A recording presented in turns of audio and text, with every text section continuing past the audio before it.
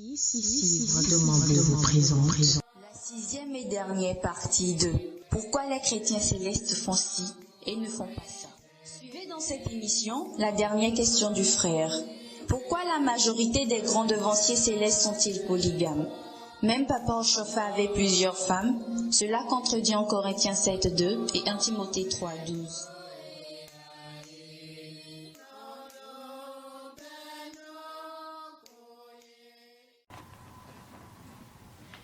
Donc, la dernière question du frère bien-aimé, nous allons la conclure. Et vraiment, c'est un ouf. C'est beaucoup de questions. Ça nous a pris des heures et des heures. La dernière question, pourquoi la majorité des grands devanciers célestes sont-ils polygames?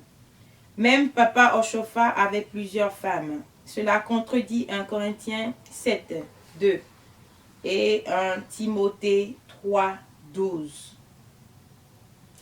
Donc, je vais aller directement. Que la paix du Seigneur soit avec toi, mon frère, soit avec l'Église du christianisme céleste, soit avec chacun de nous. Ô Saint-Esprit, inspire-moi en cet instant présent pour cette question et que je puisse répondre comme il se doit à cette question-là. Que je puisse être inspiré par toi. Il est l'inspiration, le Saint-Esprit, n'est-ce pas? Inspiration divine. Donc, Jésus-Christ assiste-moi. Ochofa avait beaucoup de femmes. C'est ce que le frère a dit. Pourquoi dans l'église nous sommes des polygames? Il a donné deux chapitres différents. Mon frère, je te bénis pour les chapitres. Je t'ai dit au départ, quand tu as cité Jean 1:27 pour les sandales de Jésus-Christ, j'ai dit, il faut que nous cherchions des versets qui vont avec, parce que faut pas seulement parce qu'on a dit tel mot ici, il faut dire cela. 1 Corinthiens 7:2 ne veut pas parler de la polygamie ou le fait d'avoir une seule femme. Non. Si tu lis bien le chapitre 7, tu comprendras que c'est un chapitre où Paul avait reçu des lettres des Corinthiens par rapport au mariage. Paul a décrit une chose dans le chapitre 7. C'est l'œuvre de Dieu, les serviteurs. Comment doivent-ils être, mariés ou pas mariés? C'était le sujet dans le chapitre 7 de Corinthiens.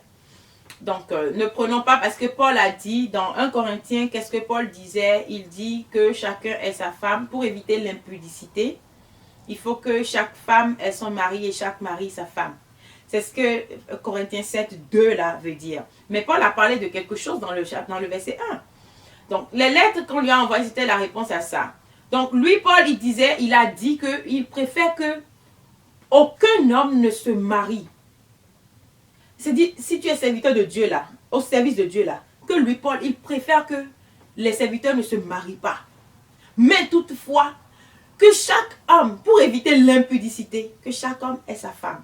Mais lui, là, Paul, il n'était pas marié tout au long de son ministère. Parfois, ça étonne les gens aujourd'hui. Oh, que tu es marié, toi, tu ne veux pas te marier. Est-ce que c'est Dieu qui a refusé de se marier? Dieu n'a pas refusé. Paul, là, si vous êtes capable de crier, oh, oh, oh, la femme ne prêche pas, oh, oh, la femme ne prêche pas, la femme ne prêche pas, hé, hé. Toi, là, tu es marié. Tu es marié, non. Paul a dit qu'il préfère, comme il a dit aussi qu'il préfère que la femme ne prêche pas. Parce que le désordre qu'il y avait. Donc, s'il préfère, là, ne te marie pas non plus. Tu n'as pas une femme, plusieurs femmes. Écoutez, mes frères, moi, quand je reçois une question, souvent, quand quelqu'un vient se plaindre, je prends tout le monde et je donne à chacun sa part. Donc, c'est ce que je vais faire aussi aujourd'hui. Je veux servir à chacun sa part. Je ne condamne personne, je ne veux blâmer personne. Et je ne veux supporter personne. Mais je veux dire la vérité selon l'Esprit de Dieu. Mon frère, Paul n'avait pas de femme. Ton pasteur là, il a de femmes. Non?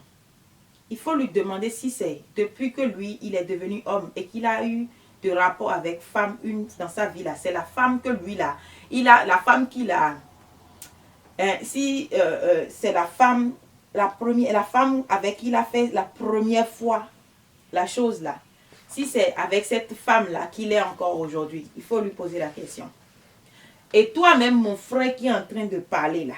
Depuis que ta maman t'a mise au monde, est-ce que c'est la femme dans laquelle tu es rentré premièrement là, c'est elle avec elle tu es là aujourd'hui. Non. Je parie que non. Maintenant, dans la Bible, là, si tu as de rapport avec une femme, là, elle est ta femme à vie. Elle est liée à toi à vie. Parce que Dieu ne connaît pas. Hey, est-ce que vous acceptez prendre pour époux Monsieur Paul Gontran? Oui, je le veux. Madame Roberta, acceptez-vous prendre Monsieur Robert Gontran? Est-ce que vous acceptez prendre pour épouse Jacqueline Socrate? Oui, je le veux. Alors, je vous déclare mari et femme. Embrassez-vous. Dieu ne connaît pas ça. Non. Dieu ne connaît pas ça. Ce que Dieu reconnaît là, mon frère, dans le Seigneur, c'est quand tu prends une femme et tu la vois dans la rue, dans la chambre, partout, tu lui dis je t'aime. Et elle te dit moi non plus. Et tu vas enlever ça là, jusqu'à enlever ce qui est en bas. Et que tu montes sur elle. Le jour là, il y a mariage entre vous deux. Il y a le contact qui vous lie à vie. C'est pourquoi quand on a dribblé Jacob et on lui a donné Léa, il n'a pas refusé Léa. Il ne voulait pas de Léa. La Bible a témoigné que Jacob aimait Rachel. C'est pourquoi Dieu l'a rendu stérile.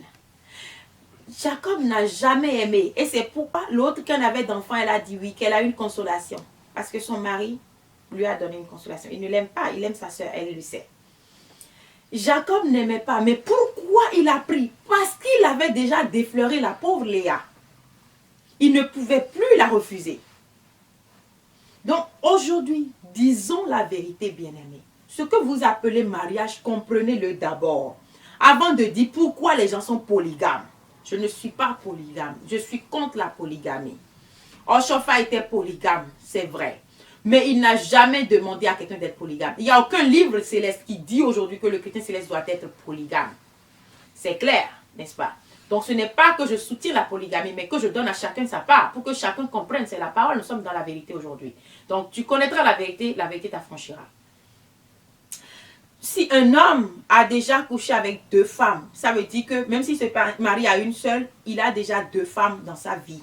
Si tu couches avec 10 femmes, ça veut dire que tu es un polygame. Même si tu t'es marié à une seule, que tu es fidèle à une seule, les autres avec lesquels tu as eu de rapport là, et que tu les as chassés pour dire je ne veux plus de toi, j'ai trouvé ma femme, tu es un pécheur. Jésus-Christ a dit dans Matthieu 19 que on lui a posé la question sur le mariage. Et il a dit, il a donné son point de vue, qui est le point de vue de Dieu. Pour les gens qui refusent les femmes. Si vous refusez, toutes les femmes que vous avez abandonnées, si ce n'est pas pour motif d'infidélité, d'adultère, vous avez commis un péché. Ta copine, là, c'est ta femme. Dieu ne connaît pas de copine. Depuis que Dieu a créé Adam et Ève, il n'y avait pas de copine. Dieu n'a créé que des maris et femmes. Mais Dieu n'a pas créé de copine. On sera copine, on va se voir, on va faire, on va voir si ça plaît. Avec le temps, on va se marier. Quand moi, je suis rentrée dans l'église il y a des années, pas des années seulement, proche ici. Petit enfant là, jusqu'à grandi là. Il y avait de bonnes églises, même évangéliques, qui nous ont enseigné ça. J'ai toujours rendu témoignage de ça aujourd'hui. Si j'ai su me préserver dans ce monde-là, c'est l'église céleste, c'est l'église évangélique qui m'a permis un peu de me garder. Parce que il y avait l'éducation des parents aussi. L'éducation des parents, où mon père même, tout le temps, me disait, c'est moi qui ai défleuré ta mère, hein, et il faut faire ceci, il ne faut pas te laisser au garçon qu'on te touche, à tel point que quand je sors, et quand un garçon me parle, il fait ça, il y a que j'ai envie de le gifler, et j'ai giflé beaucoup de gens comme ça. Hein. Tu me touches là, quoi? On ne me touche pas. Je détestais ça, parce que quand je me rappelle de ce que ma tante disait, on me les boule alors, on dit au revoir. Ça vous dégoûte, c'est dit ça dégoûte, quoi. La manière dont elle décrivait les choses, c'est que tu n'as rien fait, mais elle t'insulte là. Et tu es là, on les poils, on les poils. Quand quelqu'un te touche là, c'est que ça dégoûte. C'est comme si, comme elle dit là, on la poil, on dit que les seins là tombent, et ça fait ceci là. Donc, du coup, on s'est dit que non, si quelqu'un touche mes seins là, ça va faire que donc. C'est des choses, ça donne une éducation quand même. Donc, on a gardé cette valeur-là et on est rentré dans le monde avec. J'étais sexy, je m'habillais sexy, j'étais dans le monde mondain, mais vraiment, j'ai appris à préserver mon corps. Il n'y a plus ces enseignements aujourd'hui. Mais moi, je profite pour le dire aujourd'hui. Il n'y a pas de copain-copine qui soit. Que tu sortes avec un homme et que tu couches avec lui, vous êtes déjà mariés, pardon. Amenez un babléo. Non. Amenez un babléo. C'est ça. Dieu a dit que c'est ton mari. Point. C'est ta femme. Point. Vous êtes allés ensemble, non? Vous avez eu des connexions. Vous avez été connectés ensemble. Allez. Et vous êtes plaisir. Il y a le plaisir. Quand Adam a vu Ève là, il n'a pas eu de plaisir avec elle avant de dire « os de mes os, chair de ma chair ». Il n'a pas dit, bon, je vais te goûter pour voir si tu es délicieuse d'abord, si tu es douce avant de te marier. Aujourd'hui, il y a ce péché-là. On dit, non, on doit faire avant de savoir. Comment tu vas faire avant de savoir? Quand tu vas acheter le riz chez la vendeuse, là, tu lui dis, eh bon, il faut me donner, je vais goûter ton riz d'abord. Si c'est doux, je vais acheter. Elle va te gifler, là. Tu vas tomber par terre même. La femme de quelqu'un, là, la fille de quelqu'un, là, c'est devenu orange. Tu n'as jamais acheté, parti chez orange non, là, pour dire, oh, un petit temps, pas mal d'un petit au pas. Si tu goûtes à mon orange là, tu vas payer. Donc le salaire que tu vas payer à toutes les femmes avec qui tu as eu des rapports que tu as abandonnés là, le salaire que tu vas le payer là, c'est le péché. Le salaire du péché, c'est la mort. C'est clair. Donc il faut d'abord commencer, mon frère, par aller chercher toutes tes copines depuis le collège jusqu'à aujourd'hui là pour leur dire, oh ma soeur, je te demande pardon de t'avoir refusé, ou tu les maries elles toutes. Sinon tu es un polygame aussi. Ce qu'on appelle polygamie, là, c'est ça. Tu es polygame. Écrit dessus. Bon, c'est comme ça. C'est la Bible qui a dit ça. Maintenant, à moins que quand tu es baptisé, je te donne, maintenant, Dieu te donne une chance de te racheter. Depuis que tu as été baptisé, tu n'as plus connu de femme. Et tu as été fidèle à ta femme jusqu'à là. Maintenant, quand nous baptisons, nous recevons Christ, nous devenons une nouvelle créature. Toute personne qui est devenue une nouvelle créature dans le Seigneur sans abandonner le péché, il n'est pas encore une bonne créature. Hein? Il est une mauvaise créature toujours. Oui, toujours, parce qu'il continue le péché. Donc, il n'y a pas de... Donc, les anciennes choses sont passées là. Non, ça ne s'accomplit pas dans ta vie. Mais quand tu te baptises et que tu changes et que tu ne cherches plus de femme, donc oui, tu n'es pas polygame. Mais sinon, tu es un polygame. Donc, polygamie, il ne faut pas voir que c'est celui qui a beaucoup de femmes dans sa maison là qui est un polygame. Non. Quelqu'un qui a beaucoup de femmes dans sa maison peut être polygame et voir le ciel. Pourquoi? Parce que les David aussi ont eu beaucoup de femmes. On va me dire c'est avant Jésus-Christ. Qui sait si au temps de Jésus-Christ, les gens n'avaient pas de femmes? Je ne parle pas de ça. Pour que les polygames puissent dire oui, c'est vrai, c'est vrai. Pardon, je ne vais pas te marquer de but. Attends, je viens à toi. Les gens, il y a des gens qui sont polygames là. Et qui sont équitables, il y a le respect dans les foyers et puis que la paix. Mais s'il n'y a pas la paix chez toi, dans l'église de Christianisme Céleste, il a dit pourquoi les dévancés sont des polygames. Ils sont des polygames parce que c'est des voyous. C'est des voyous. C'est du bévouisme, du bévoutisme qui fait que aujourd'hui, on va à l'église, on voit la femme de quelqu'un, on amène à la maison. Beaucoup de dévanciers là, ils attachent la bougie à la femme des gens pour prendre ça dans leur maison. Moi je vous dis ça, je témoigne. C'est pour ça que quand je suis rentrée dans l'église céleste là, je priais contre eux. Hein. Et quand je m'agenouille là, je dis, au nom de Jésus, celui qui va faire bougie sur moi là, hein, que l'Éternel frappe la personne là, et que la bougie là soit détruite. Je priais, parce que quand les célestes là, ils sont mauvais dans ça. Ils prennent la femme des gens. Il y a une pauvre soeur qui était venue à l'église là. Et la pauvre, quand elle venait à l'église, son copain lui a dit, non, hein, dans l'église, on prend la femme des gens. Hein, ah, vous voyez la renommée que vous avez donnée à l'église aujourd'hui. C'est vous, hein. Mais Dieu vous rendra vos salaires. Le mari de la fille a refusé. Cette fille, elle est venue, l'esprit a commencé à l'agiter. L'homme de Dieu était content, il a pris pour travailler là. Il y avait celui qui suivait l'homme de Dieu. Il a pris cette fille-là, couché. Comme un chiffon, il a jeté cette fille-là. Le copain l'avait déjà refusé. Cette fille a pleuré toute sa vie. C'est-à-dire, elle pleurait quoi. Que c'est lui qui... Elle avait son copain. Et c'était déjà un truc sérieux. La fille n'était pas d'elle-même quand elle est sortie avec lui. On l'a attachée. Il l'a attachée, lui a fait les condos que vous faites là. Mais vous allez payer, vous qui faites les mauvais travaux là. Pour détourner la femme d'autrui, vous allez payer ça. L'Éternel va vous redemander des comptes. Chaque jour de votre vie, vous allez payer ça. Vous allez le payer. Parce que c'est de la méchanceté. Une femme qui ne t'aime pas. Chrétienne céleste, il faut faire attention. Quand tu les vois tourner autour de toi, là, il faut commencer à prier. Que tu sois marié ou pas, là, les chrétiens célèbres ne connaissent pas ça. Mais ce n'est pas leur faute. Vous savez pourquoi c'est comme ça? C'est parce qu'il y a la puissance de Dieu dans l'église. Le diable n'aime pas ça. C'est à cause de la puissance de Dieu que le diable a mis de la voyoucratie dans le cœur des fidèles, des dévanciers et des serviteurs. Afin qu'ils puissent se détourner. Parce que c'est la femme qui détruit la vie d'un serviteur de Dieu aujourd'hui. Il y a deux choses qui détruisent les hommes de Dieu. La femme et l'argent. La femme et l'argent. C'est ces deux choses-là qui détruisent les grands hommes, les hommes puissants. La femme et l'argent. Et ils sont faibles à la femme. Et quand ils voient la femme là, ils vont chercher. Le diable même met ça dans leur cœur. Ou bien le diable va former des femmes Jézabel et va leur donner. Et ces femmes-là, quoi qu'il en soit, les fait tomber. Donc vous devez attacher votre ceinture là correctement. Ceinture qu'on a dans l'église là. Ce n'est pas pour porter et faire des paix. C'est significatif. Il faut attacher ça là pour le diable et bien vous ceindre pour que rien ne vous arrive. Bien-aimé mon frère, pourquoi les dévanciers célestes sont-ils polygames? Ils ne sont pas polygames parce que l'église a une règle. Nous avons une constitution dans cette église-là. Elle n'a jamais demandé que l'Éternel vous a dit d'être polygame. Oh, Shopha était polygame, tu l'as dit. Mais Dieu n'a jamais demandé à Billy ou Samuel Joseph Shopha d'être polygame. C'était son choix à lui. Peut-être parce qu'il est venu d'une famille polygame ou parce que il est né dans un pays polygame. Et on ne voyait pas ça comme un péché, pourvu que tu puisses prendre soin de toutes les femmes. Même les Juifs avaient des règles, ils avaient des traditions. Donc, si ça fait partie de la tradition et que Christ même, qui nous a été prêché, nous n'avons pas reçu ça comme étant un péché d'avoir beaucoup de femmes. En Afrique, les gens ont la polygamie, c'est une nation polygame.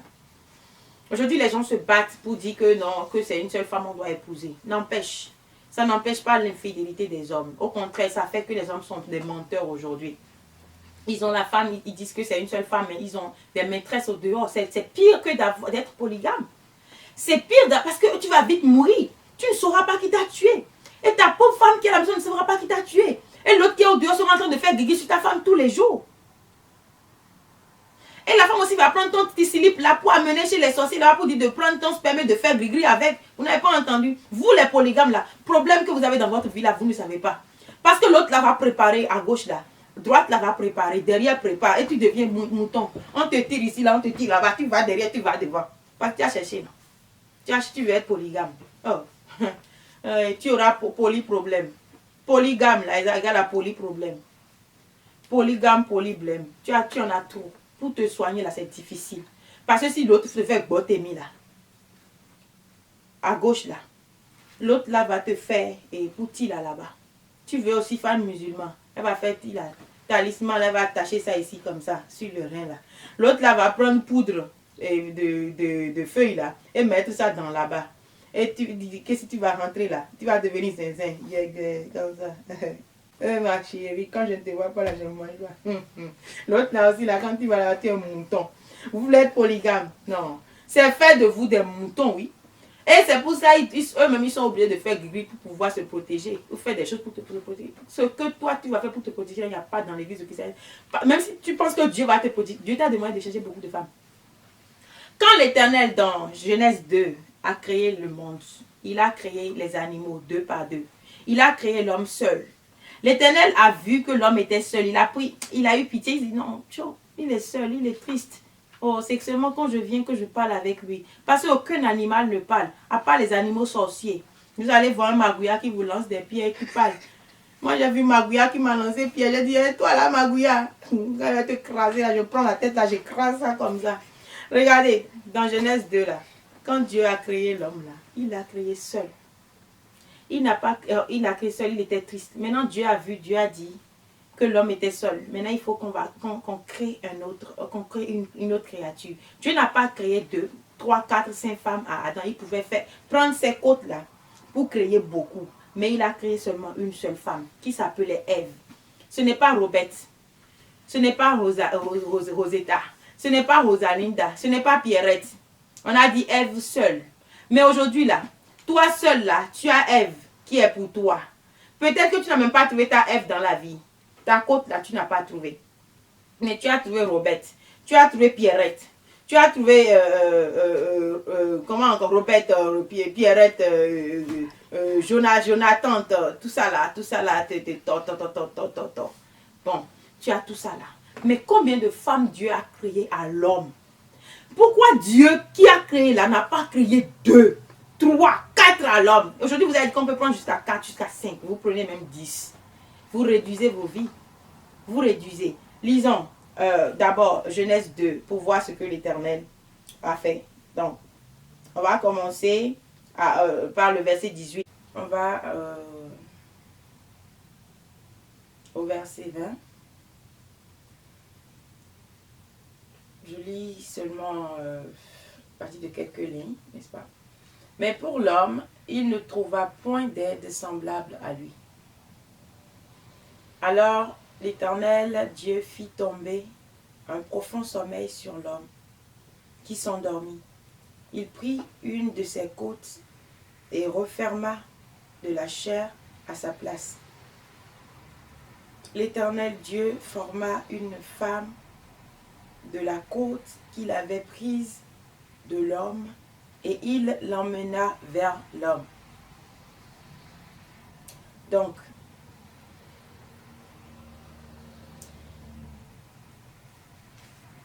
avant de parler de la polygamie, parlons du mariage d'abord.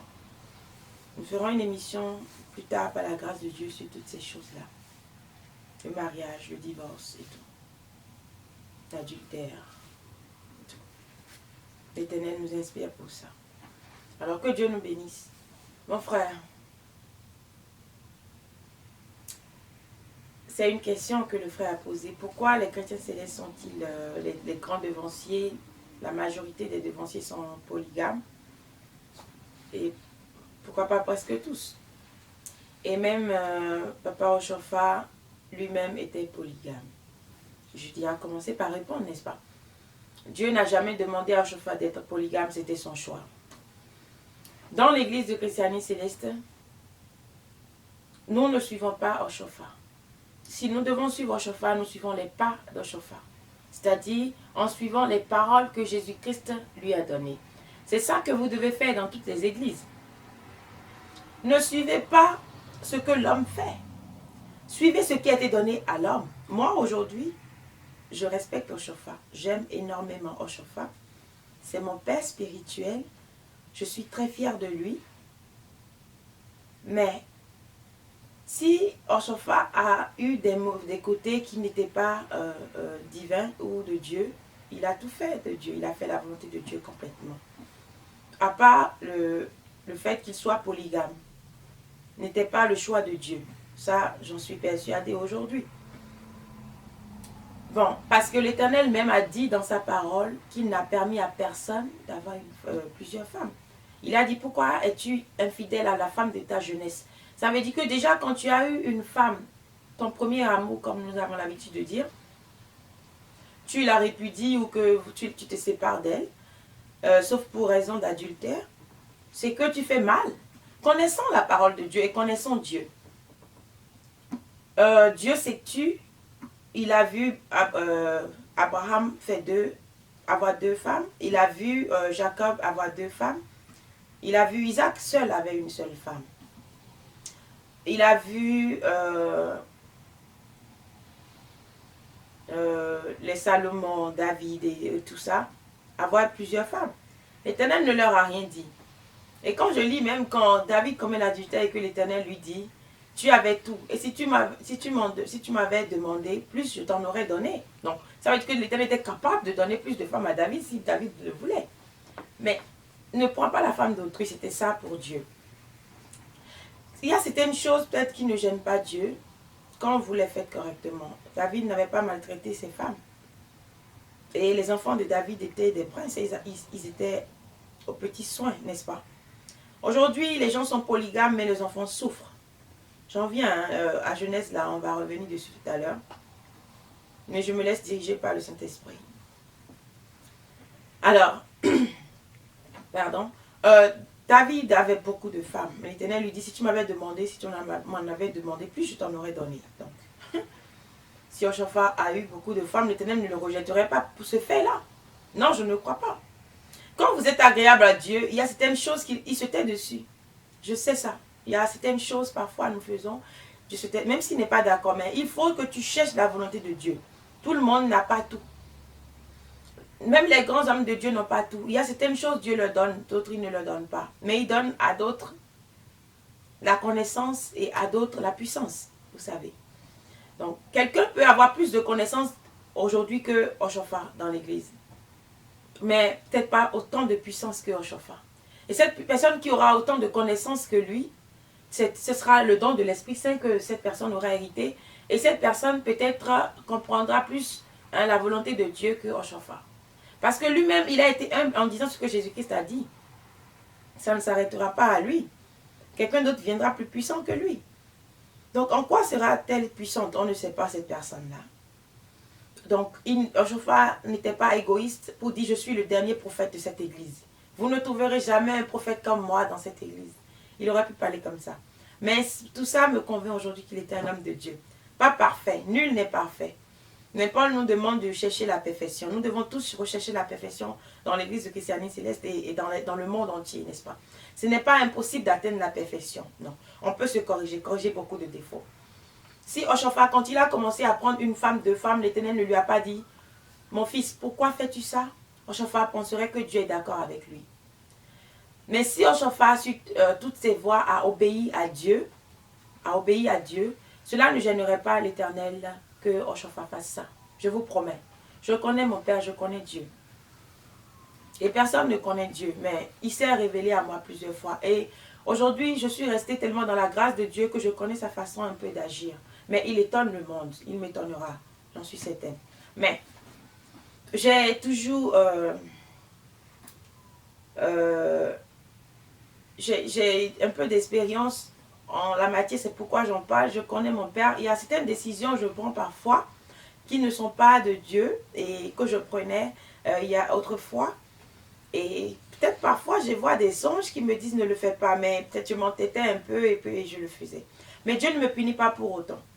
Mais quand ça dure et que ça prend le temps, l'Éternel vient et se révèle à moi. Il me dit, pourquoi as-tu fait telle chose? Et parfois je me dis, mais pourquoi n'avais-tu pas été rigoureux avec moi au départ quand j'ai commencé? Et c'est moi qui vais encore accuser l'Éternel. Mais ce n'est pas bien. Je sais bien de quoi je parle. Et j'ai vu aussi des hommes de Dieu que Dieu aimait énormément, qui faisaient des choses que Dieu n'aimait pas. Je m'étais toujours étonnée de savoir, de me poser la question, pourquoi Dieu ne leur dit pas à eux, mais pourquoi me donne-t-il à moi que ce n'est pas bien? Peut-être que Dieu leur a dit et ils étaient incapables de le faire. Peut-être l'Éternel avait soufflé à Oshofa et il était incapable de le faire. Je ne sais pas, je ne lui ai pas posé cette question. Peut-être que si je voulais, j'aurais pu appeler Oshofa et lui demander ça.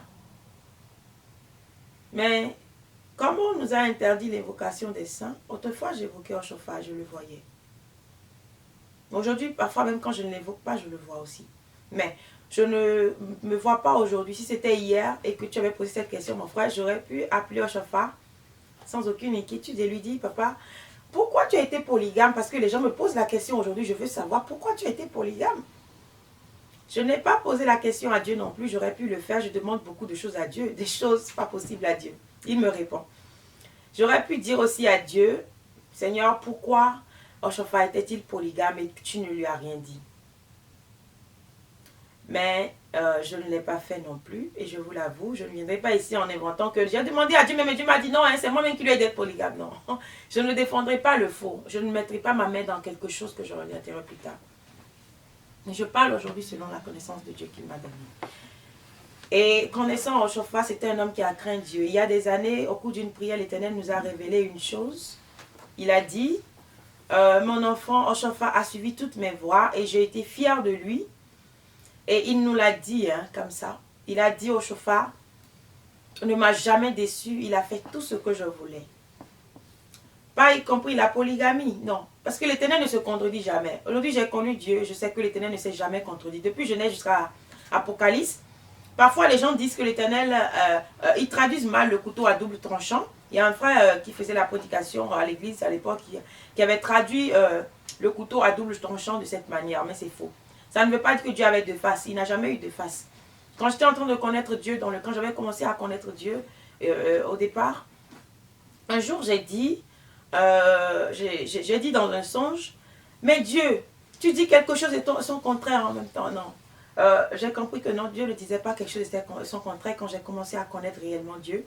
J'ai compris que Dieu parlait d'une manière et que l'homme ne comprenait pas dans la chair. Mais il fallait rentrer en esprit pour comprendre ce que Dieu avait dit. Et que Dieu parlait aussi selon les circonstances, n'est-ce pas? Et c'est ça la Bible en fait. Et c'est pourquoi les gens se confondent aujourd'hui. Ils disent non mais Dieu a dit. Par exemple, Dieu a donné certaines règles à Moïse. Mais ce n'était pas... Dieu lui avait donné certaines choses. Je prends par exemple la répudiation. Jésus-Christ nous dira plus tard que Dieu n'a jamais permis la répudiation. Lui, il se basera sur Malachie 2 en disant ça. Dieu se basera sur Malachie 2 en disant ça. Jésus-Christ se basera sur Malachie 2 en disant que son Père, Dieu, n'a jamais permis la répudiation et aussi même la polygamie, parce que dedans, il y a la polygamie aussi. Mais non, Moïse avait accepté cela. Et on penserait que c'était Dieu qui l'avait accepté. C'est comme ça que nous sommes confus. Quand mon père me dit que c'est l'homme qui a écrit la Bible, quelque part, il n'a pas tout à fait tort. Mais parce qu'il y a certaines règles que Moïse, selon la connaissance que Dieu lui a donnée, avait donné aussi aux hommes.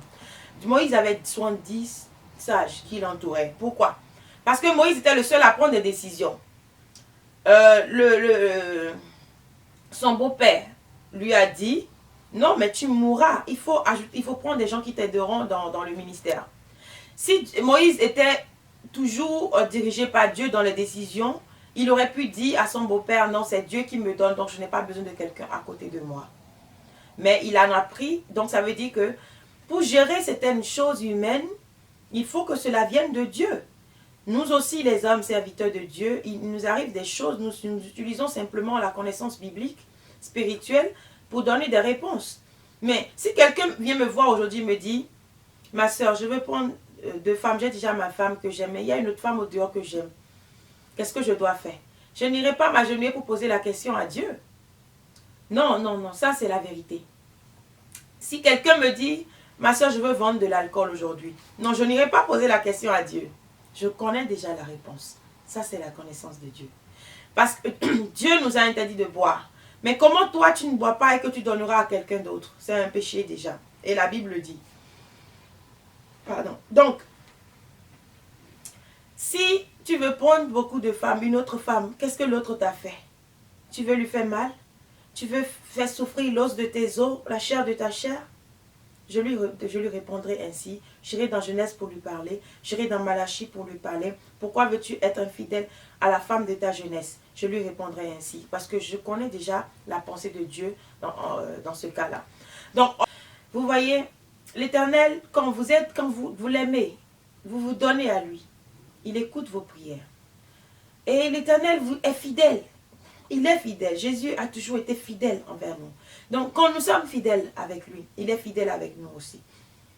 Donc, ça, je sais. Donc, si je vais demander quelque chose à Dieu, il dit, l'Éternel, je m'a dit, mon enfant, parce que tous les jours, je vais lui poser la question, quand je fais quelque chose, il dit un jour, mon enfant, je t'accorde de faire tout ce que tu veux, tant que c'est sur ma voie, tant que tu demeures sur ma voie, et que tu n'enfreins pas mes règles, mes lois.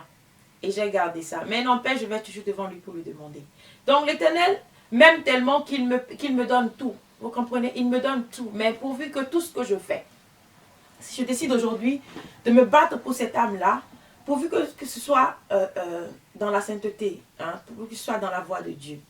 Mais que je n'aille pas me marier en disant je me marie aujourd'hui parce que j'aime cet homme-là, parce qu'il me plaît. Mais parce que Dieu a voulu que je me marie à cet homme-là.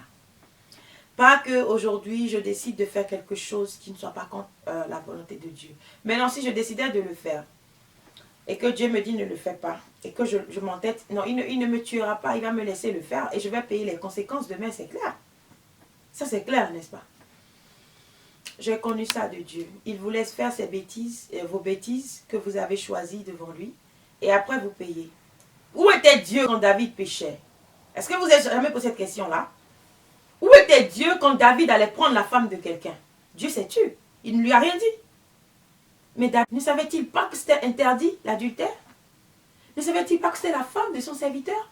Il l'a fait, Dieu n'a rien dit. Dieu a attendu qu'il commette le péché d'abord. Et maintenant, Dieu va... Parce que Dieu avait déjà averti. C'est pourquoi vous devez connaître le livre saint. David connaissait la parole. Il savait. Mais il s'est entêté de le faire. La Bible ne nous a jamais témoigné que Dieu avait montré un songe à David.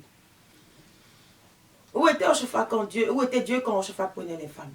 Peut-être Dieu ne l'a rien dit. Comme il n'a rien dit pour David. Si David n'était pas allé tuer Uri, Dieu ne lui aurait rien dit certainement. Pas.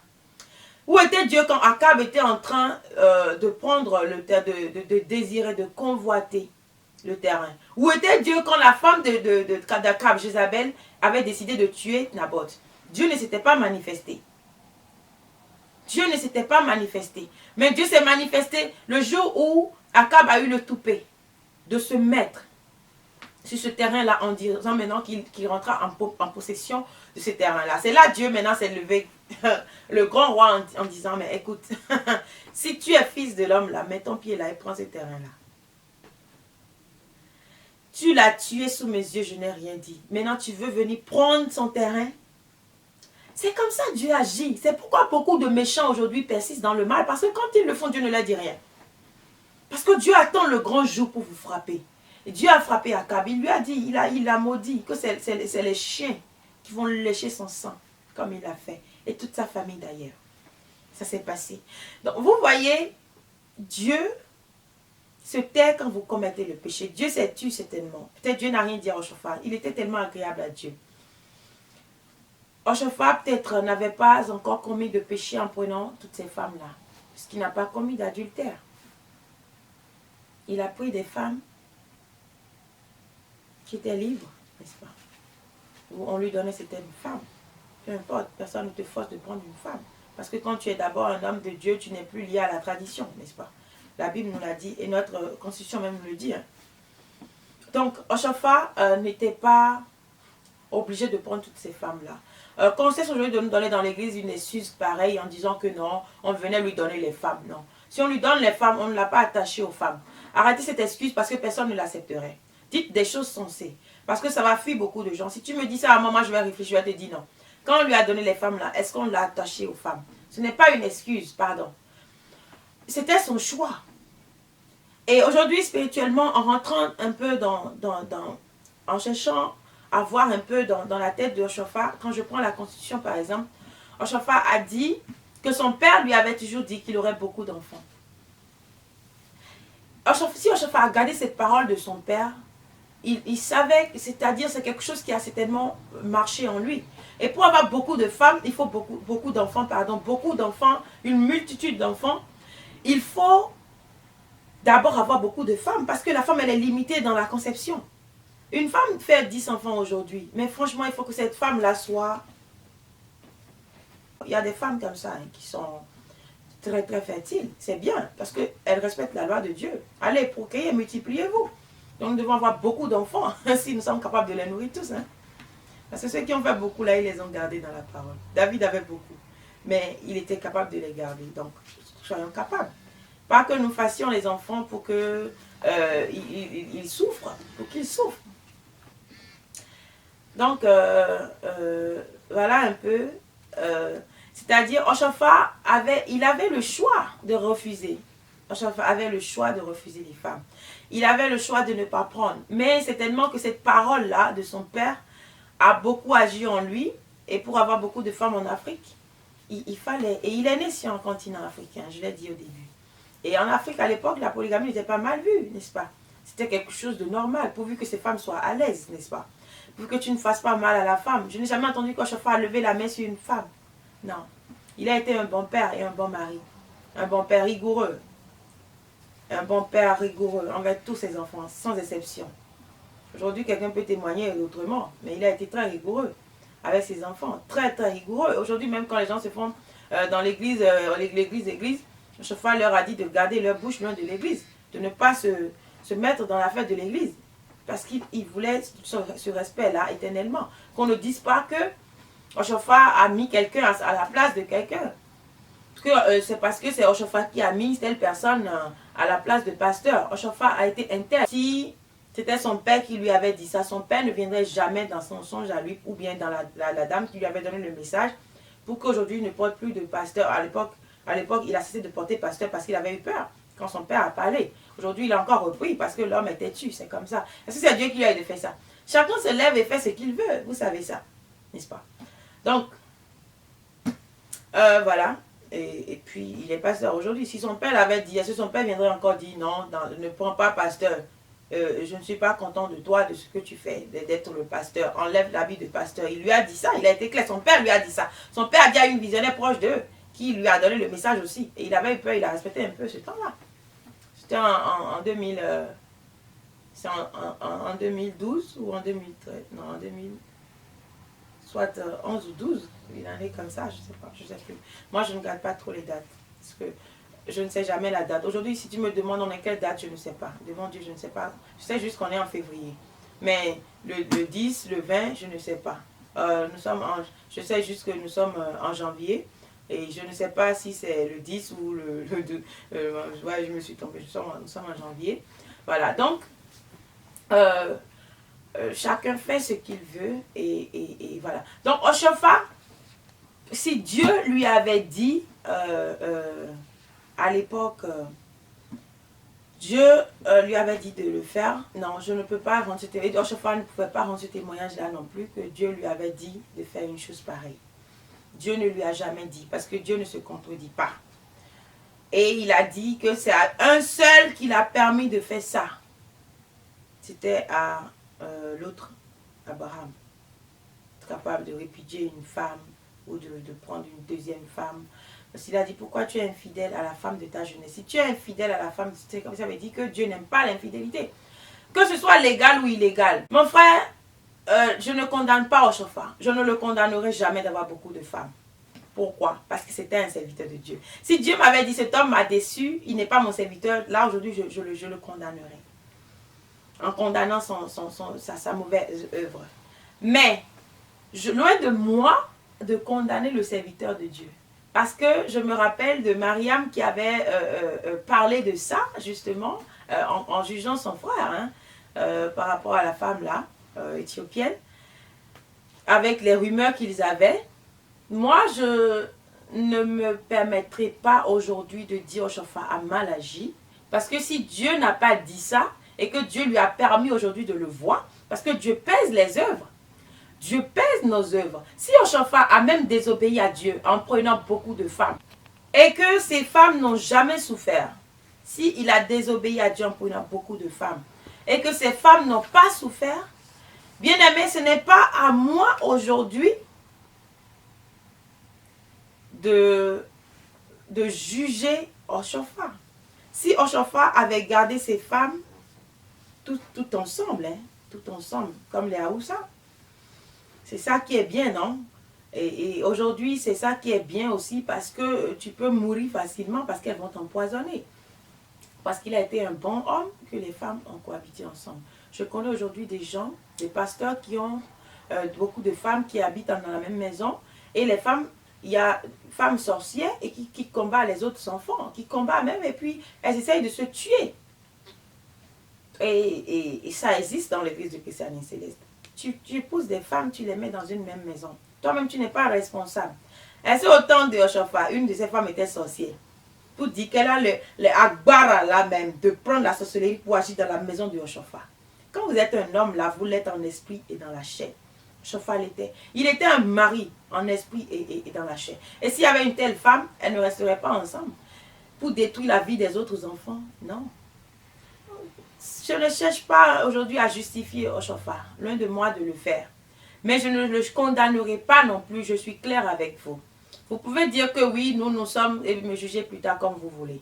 Mais moi, je suis juste la parole. Moïse a été jugé par Mariam. Dieu lui a jeté la lèpre. Est-ce que moi, je jugerai Oshofa aujourd'hui? Et quand je viens parler des mauvais pasteurs que nous avons dans l'église, c'est parce que Dieu m'a envoyé. Et si tu me donnes ce verset-là, je vais te refuser ça. Parce que Dieu qui envoyait ses serviteurs chez des gens comme ça pour leur donner le message, est-ce qu'il a changé? Pour ne pas nous envoyer aussi leur donner un message de repentance et de renonciation, hein, au titre pasteur. Nous le faisons parce qu'on a été envoyé. Mais je ne viendrai pas ici pour dire, toi tel pasteur là, tu es fou, tu es malade. Non, je ne dirai pas ça, que Dieu me garde de ça. Vous comprenez? Mais je dis ce que j'ai à dire, bien sûr. Pour les ignorants, je parle. Donc, je ne jugerai pas Oshofar. Je ne le condamnerai pas non plus. Parce que c'est un serviteur de Dieu. Et on ne condamne pas le serviteur de Dieu. On nous a bien dit d'avoir du respect pour nos conducteurs. Il a été mon conducteur. Il l'est encore aujourd'hui. Parce que pour moi, je n'ai connu qu'un seul père dans l'église de Christianité Céleste. Quand Dieu dit de n'appeler personne papa, ça ne veut pas dire que de ne pas dire papa. Parce que Paul a dit que c'est lui qui a engendré ces gens-là à l'époque en esprit. Oshofar m'a engendré, il est mon père spirituel. Dire papa, là, c'est ce que vous faites aujourd'hui. Papa, papa, vous vénéré. C'est ça que Jésus a refusé. Mais ce n'est pas le titre papa qui cause un problème. Mais c'est la vénération, c'est tout ce respect que vous donnez à l'excès. Un respect excessif, même qui va juste à l'encontre de Dieu, n'est-ce pas? Et si même tu as aimé un homme de Dieu et qu'il a changé de cap, qu'il quitte la voie spirituelle de Dieu pour aller dans une autre voie spirituelle satanique, il faut que toi aussi tu changes avec lui. Donc, mon frère, le sujet de la polygamie, en parlant de Oshofar, voilà ça un peu, je ne le condamnerai pas aujourd'hui parce que je ne me permettrai pas de condamner un homme de Dieu. Il n'a pas péché contre moi. S'il a péché, c'est peut-être contre Dieu. Maintenant, si Dieu contre Oshofar est mort, parce que ce n'est pas pour ça qu'Oshofar ne reverrait pas Dieu. Sinon, Moïse irait en enfer.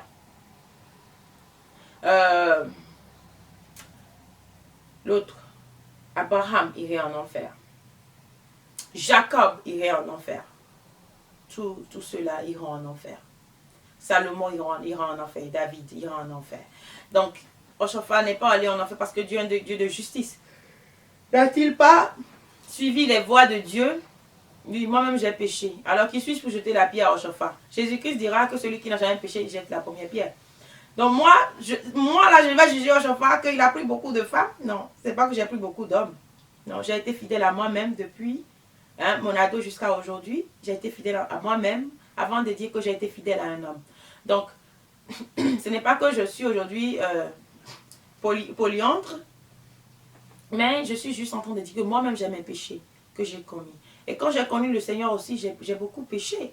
Donc dans le Seigneur, nous pouvons pécher sans que Dieu ne nous dise, ne le fais pas.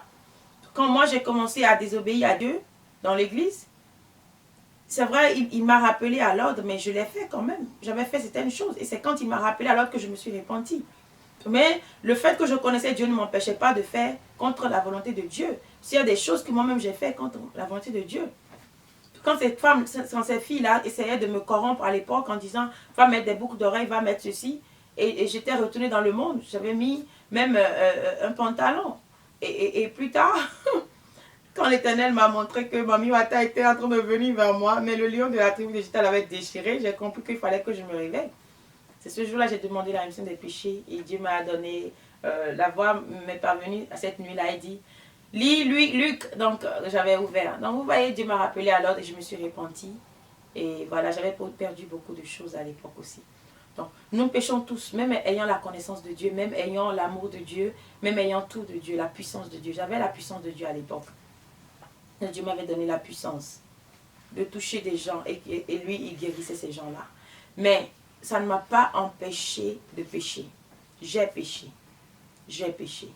Donc la puissance, Oshofar, sa puissance n'allait pas lui empêcher de suivre son désir, un désir charnel, n'est-ce pas? Parce que il y a la chair et l'esprit. Et parfois, quand vous ne séparez pas tout à fait la chair de l'esprit, vous commettez les œuvres de la chair. Je ne peux pas dire qu'il était comme aujourd'hui, les gens sont des voyous et qui voient n'importe quelle femme et qui se lancent dedans. Lui, quand il prenait ces femmes-là, c'était pour en faire des femmes, pas des maîtresses. Il n'avait pas de maîtresse au dehors, mais il avait des femmes. Il y a une différence entre ça aussi. Donc, mon frère, en parlant, j'étais allée dans Genèse tout à l'heure. Regardez, quand Dieu a créé, je veux vous dire juste que la polygamie n'a jamais été approuvée de Dieu. L'Éternel, Dieu, dit, il n'est pas bon que l'homme soit seul. Donc, quand Dieu a dit ça, il a dit, je lui ferai une aide semblable à lui. Mais l'Éternel, autrefois, avait fait les animaux deux par deux. Mais cela n'arrivait pas à tenir compagnie parce que je ne me vois pas avec un lion aujourd'hui. Aujourd'hui, même s'il y a des gens aujourd'hui qui sont un peu fous et qui prennent des chats, des chiens pour leurs enfants et qui gardent. Bien aimé. Est-ce que ça va te combler quelque chose? Même si tu as des gens qui vont au lit avec les animaux aujourd'hui, c'est de la cochonnerie, c'est dégoûtant, c'est... You know? Mais est-ce que c'est leur choix? C'est leur choix, n'est-ce pas? Ils ont fait le choix de commettre l'abomination, la saleté, ces dégoûts-là, ces débauches, tout ça. Mais si le lit, toi et le chien, vous n'aurez pas la même taille. Vous savez ça. Donc tu vas te faire même mal à la colonne vertébrale en prenant des positions chientales. Bon, j'ai toujours des mots dans mon sac. Maintenant, Dieu avait créé les animaux. Il les regardait. Mais l'homme n'avait pas un semblable. Dieu est bon, il est juste, il est grand. Il a créé une être semblable. Le verset 20 a dit, et l'homme donna des noms et tout ça. Maintenant, je vais commencer par l'autre. Il dit, mais pour l'homme, il ne trouva point d'aide semblable. Alors l'Éternel Dieu fit tomber un profond sommeil. Et c'est là que l'Éternel a pris sa côte et lui a créé seulement une seule créature. Plus tard, il dira, allez procréer, pour les scientifiques qui disent que nous venons des singes. Bon, l'Éternel avait le plan que plus tard, l'homme allait procréer. Mais il fallait attendre un temps. Bon, maintenant, l'homme allait procréer. Dieu voulait juste créer semblable. Parce que quand il a créé semblable, là, c'était pour que les animaux aussi puissent procréer. Ils ont procréé. Donc, il avait créé aussi semblable. Toi aussi, là, l'Éternel a fait dans le monde, là, une semblable pour toi.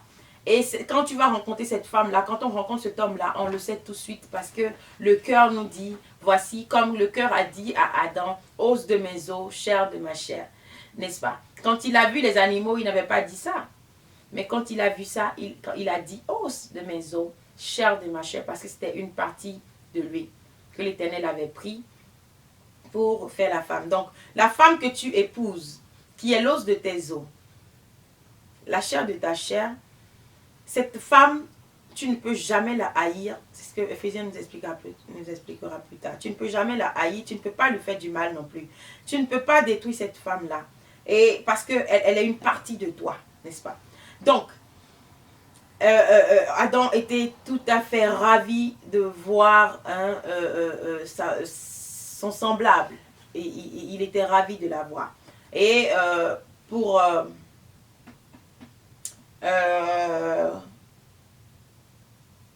l'Éternel Dieu forma une femme de la côte qu'il avait prise. Et voilà. Maintenant, l'homme dit, voici cette fois, celle qui est os de mes os et chair de ma chair. C'est le verset 23. On l'appellera femme parce qu'elle a été prise de l'homme. Donc, c'est pourquoi l'homme quittera son père et sa mère et s'attachera à sa femme et ils deviendront une seule chair. Une seule chair. Verset 24 de Genèse 2. Bon, quand tu as plusieurs femmes, est-ce que vous serez tous une seule chair? Impossible. Impossible. Vous n'êtes pas. C'est pourquoi il y a la division dans les foyers polygames. C'est pourquoi il n'y a pas d'entente. Même si elles font ça, c'est l'hypocrisie, elles font. Mais chacun a. Parce que quand tu vas chez l'autre là, ça fait toujours mal. Cette nuit-là, elle se retrouve seule. Si c'était l'os de ses os, l'os de ses os se coucherait tous les jours à côté d'elle. Ne partagerait jamais ces jours-là. Donc, os de mes os là, c'est que vous êtes ensemble. Et il n'y a pas de jalousie. Mais aucune femme aujourd'hui, même la plus bête, une villageoise que vous prenez, que vous mariez, quand vous allez vers sa coépouse, elle a toujours mal. Qu'est-ce qu'ils sont en train de faire? Comment ils font? Comment ils font? Est-ce qu'ils font de la même manière que moi? Est-ce qu'ils font de la même manière qu'avec moi?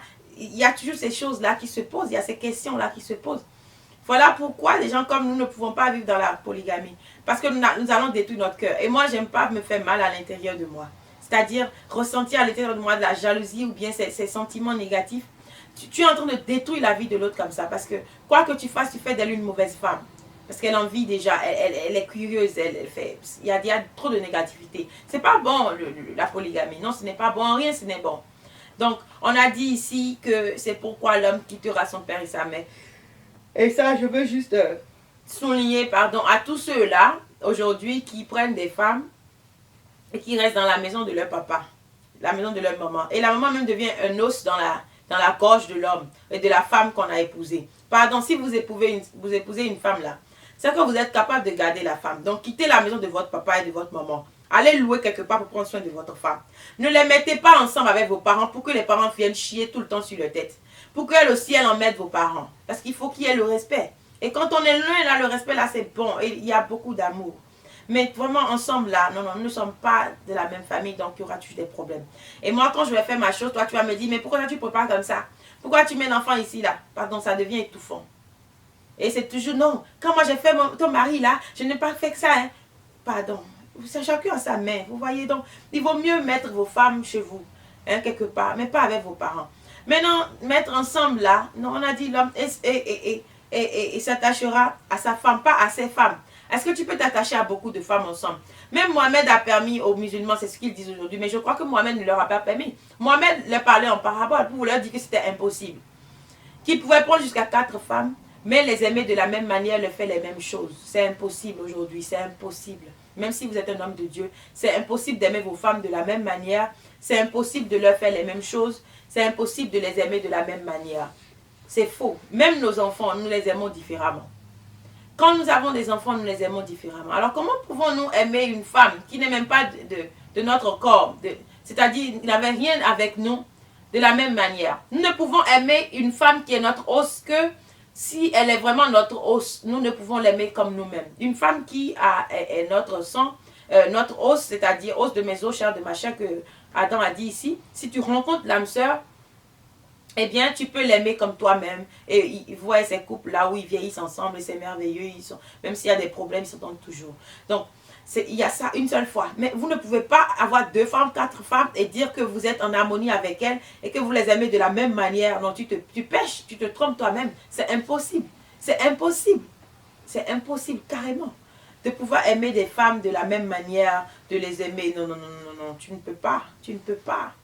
Et comme ça, tu pêches. C'est ce que Mohamed a essayé de leur dire, mais ils n'ont pas compris aujourd'hui et ils prennent beaucoup de femmes.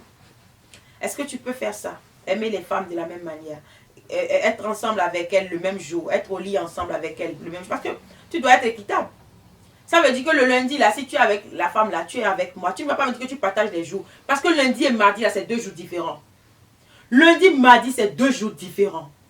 Et il y a un mardi qui sera moi mon jour et je serai en menstru. Tu ne viendras pas chez moi. Et où iras-tu?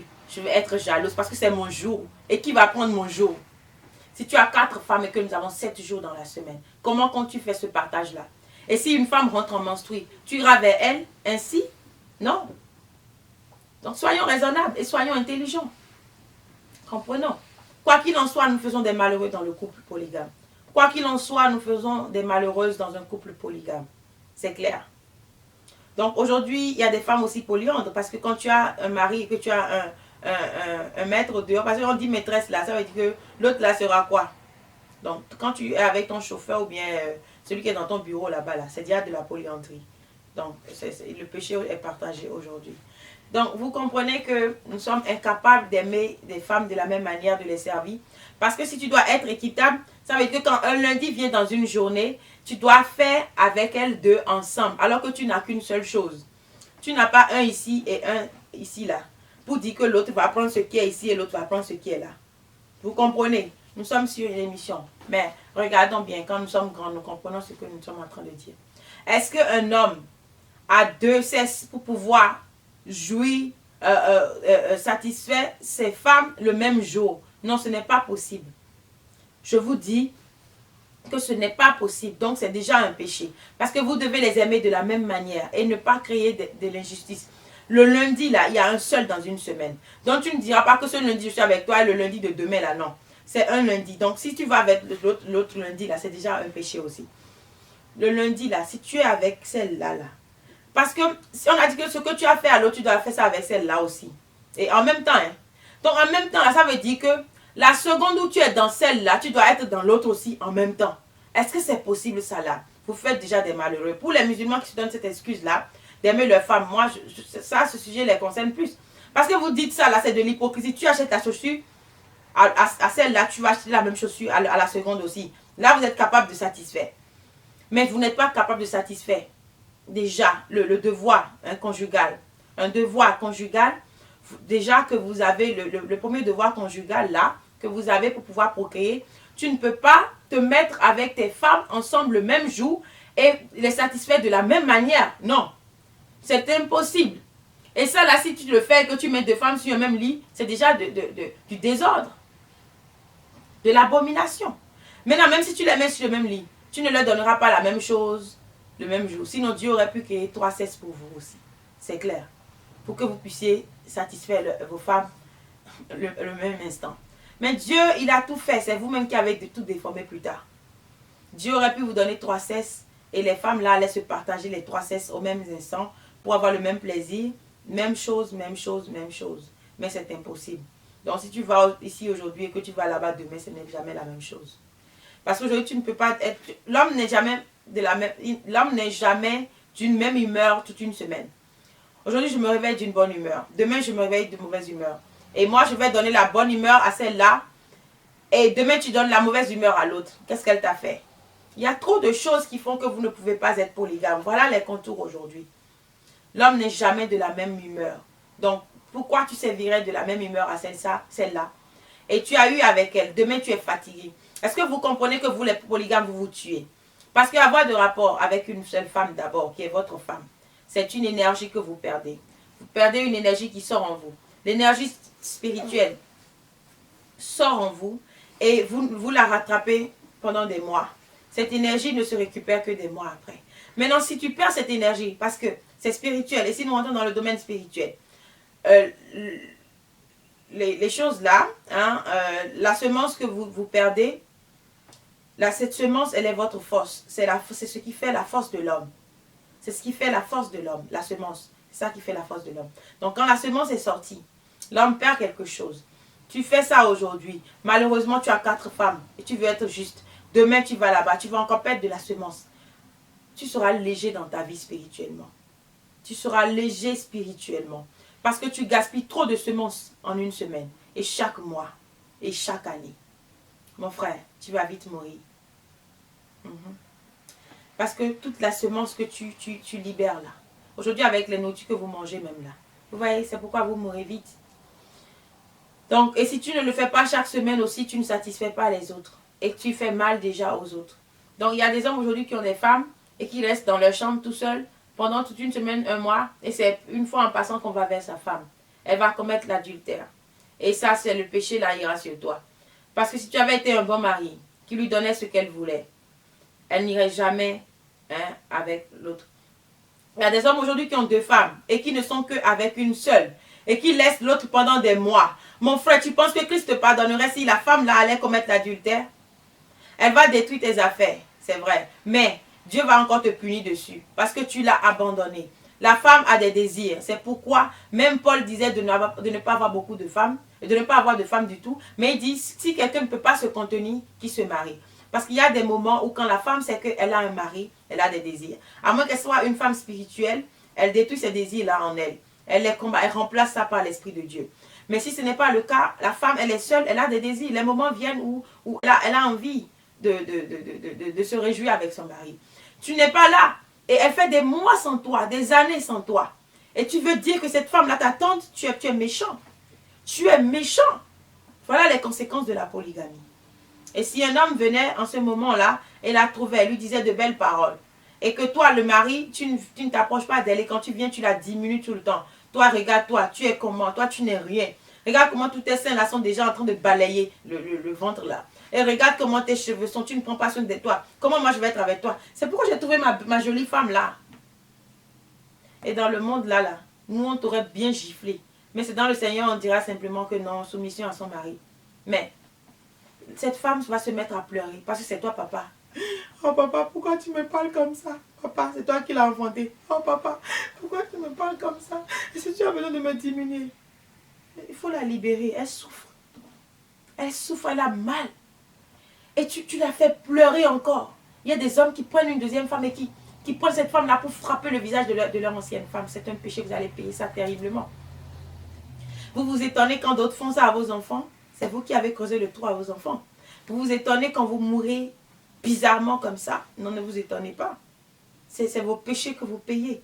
Vous vous étonnez quand vous perdez vos sous, vous perdez vos boulots. Simplement parce que une femme qui est avec toi, la femme que tu as épousée et que tu approches tous les jours, elle devient, je ne dirais pas le mot, mais cette femme-là, elle est tout. Hein. Et si elle dit quelque chose, Dieu a donné trop de pouvoir à la femme. Dieu a donné trop de pouvoir à la femme. Donc si jamais tu fais mal à cette femme-là, si elle demande quelque chose à son Dieu, tu l'auras. Si elle te maudit, tu seras maudit. La femme, naturellement, Dieu lui a donné quelque chose. Il ne faut pas chercher l'affaire de la femme. Vous ne comprenez pas. Donc, toutes ces choses-là, la polygamie, vous voyez, la polygamie n'est jamais permise. Aujourd'hui, dans les foyers célestes même, il y a l'injustice. Il y a des femmes polygames qui souffrent. Il y a des femmes polygames dans un foyer polygame et qui sont dans les cas que j'ai cités. Le mari ne s'approche pas d'elle parce qu'elle est la vieille. Parce que non, l'autre a fait déjà botémie, l'autre a fait déjà bougie. Et le mari n'aime qu'elle. Et l'autre là ne l'aime pas. Et si elle est une mauvaise femme serpent aussi à son aide. Tu sais que ta femme là, la dernière fois je l'ai vue avec une calebasse, elle est capable d'aller mettre la calebasse sous ton lit. L'autre va pleurer jusqu'à mourir. Je n'ai rien fait. Je ne sais pas d'où vient la calebasse. On va la gifler, on va la frapper. Bien aimé, ça existe dans les couples, dans vos foyers, ça existe. Et l'autre te ment que ta femme a fait ci, elle a fait ça. Et tu vas la frapper pour cette femme. Vous serez tous maudits. Vous serez tous malheureux. Voilà les conséquences de la polygamie. Bien aimé, la polygamie n'est pas acceptée. Et là, maintenant, je vais clore ça et je vais dans Malachie. Et pour vous donner la confirmation de ce que je suis en train de dire depuis. Donc, dans Malachie 2, je vais commencer par le verset 10. N'avons-nous pas tous un seul Père? N'est-ce pas un seul Dieu qui nous a créés? Pourquoi donc sommes-nous infidèles les uns envers les autres? Vous avez entendu, infidélité est sortie. En profanant l'alliance de nos pères, Judas s'est montré infidèle. Et une abomination a été commise en Israël et à Jérusalem, car Judas a profané ce qui est consacré à l'Éternel, ce qu'aime l'Éternel, car Judas a profané ce qui est consacré à l'Éternel, ce qu'aime l'Éternel. Il s'est uni à une femme d'un Dieu étranger. L'Éternel retranchera l'homme qui fait cela, celui qui veille et qui répond. Il le retranchera des tentes de Jacob. Et il retranchera celui qui présente une offrande à l'Éternel des armées. Voici encore ce que vous faites. Vous couvrez de larmes l'autel de l'Éternel, de pleurs et de gémissements, en sorte qu'il n'a plus égard aux offrandes, et qu'il ne peut rien agréer de vos mains. Et vous dites pourquoi? Parce que l'Éternel a été témoin entre toi et la femme de ta jeunesse, à laquelle tu es infidèle, bien qu'elle soit ta compagne et ta femme, ton alliance et la femme de ton alliance. Nul n'a fait cela avec un reste de bon sens. Nul n'a fait cela avec un reste de bon sens. Un seul l'a fait. Pourquoi? Parce qu'il cherchait la postérité que Dieu lui avait promise. Qui a fait ça? C'était Abraham qui l'a fait. Donc, personne n'a fait ça avec un reste de bon sens, à part Abraham. Les autres, quand ils prenaient deux femmes, c'était pour satisfaire leur corps, leurs yeux qui désiraient, et leur cœur, et maintenant leur corps, leur partie de leur corps qui veut être dans tout. Prenez donc garde en votre esprit, et qu'aucun ne soit infidèle à la femme de sa jeunesse. Ça, c'est la recommandation de l'Éternel. La femme de ta jeunesse, ça veut dire la première femme que tu as connue. Ne lui sois jamais infidèle. Être infidèle, là, ça veut dire quoi? Ne pas prendre une autre femme sur elle. L'infidélité, là, n'a pas deux explications. Il n'y a pas d'infidélité qui veut dire que ça conduit dans la polygamie, nous allons rester ensemble polygames. Non. Ne sois pas infidèle à la femme de ta jeunesse. Dieu a vu tout ce que les Salomon ont fait. Hein. Mais c'est lui qui parle ainsi à Malachie. Malachie, c'est après tout cela. Et qu'aucun ne soit infidèle à la femme de sa jeunesse.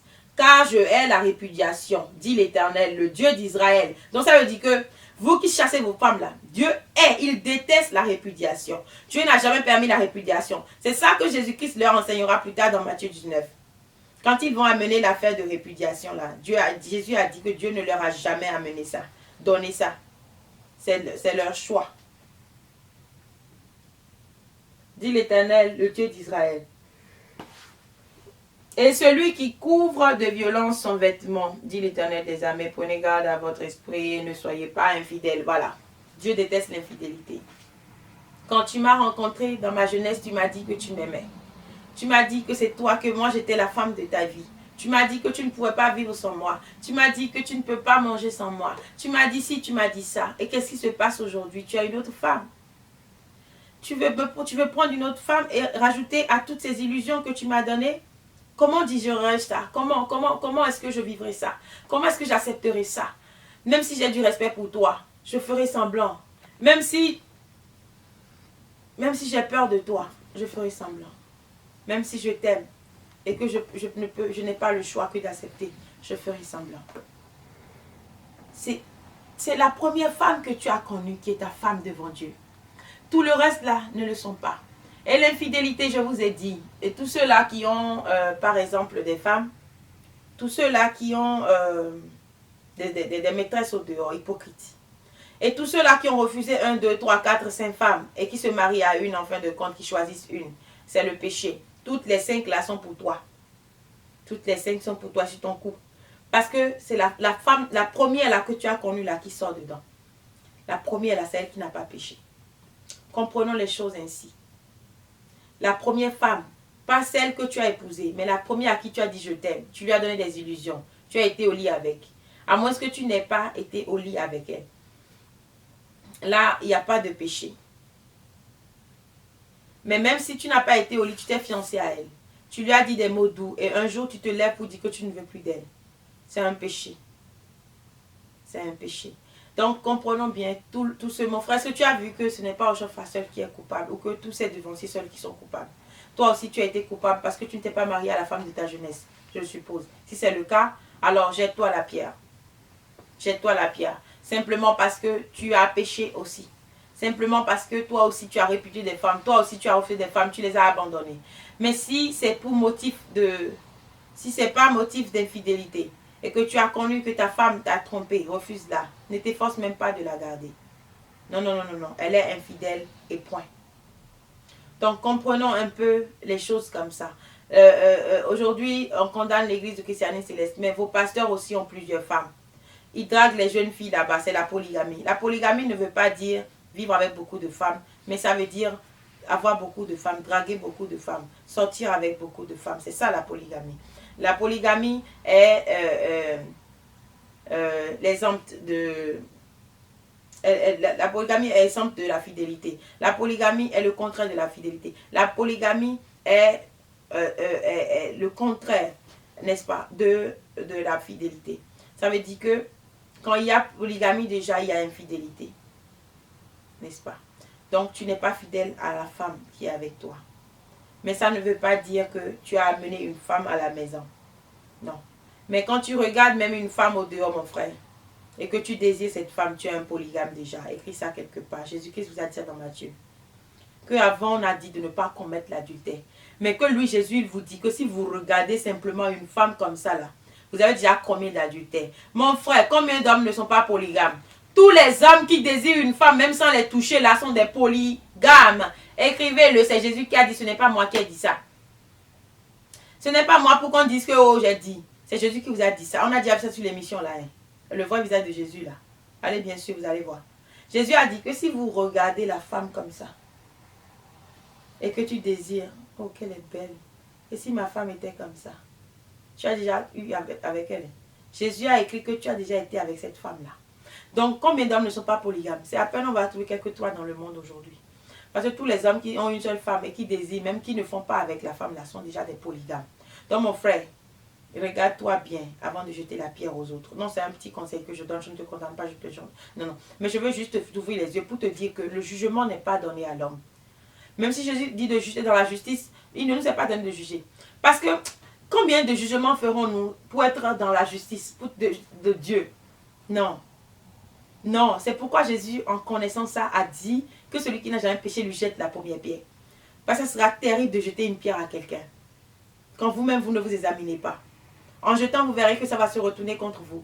Parce que ce qu'il y a en vous là, c'est sur ça que vous avez lancé la pierre. Et la pierre va rebondir sur vous pour revenir encore frapper la même chose qu'il y a à l'intérieur de toi aussi qui est dans l'autre. Donc attention au lancement des pierres. Attention. Parce qu'elle bondit là-bas, elle retourne encore. N'est-ce pas? Donc, mon frère, voilà, il y a tellement de polygamie. Je ne veux pas que cette émission dure. Sinon, on va encore partir dans Matthieu aussi pour revoir tout ça. Mais on a déjà pris trop de temps et je suis ravie aujourd'hui de conclure cette émission-là. Je suis vraiment ravie. Il y a beaucoup de polygames, Dieu ne leur a pas permis. Et moi, je demande à nos polygames aujourd'hui de se répandre dans l'église du christianisme céleste. Et moi, je ne sortirai pas de l'église parce que les hommes sont polygames. Si les hommes font ça, là, c'est leur désir. Ce n'est pas ça qui va détruire l'église du christianisme céleste. Non. Une église n'est jamais détruite par les œuvres d'un homme. Paul a dit, est-ce que Dieu va retirer sa grâce à cause d'un seul qui est infidèle ou à cause de l'injustice de certains, de quelques-uns?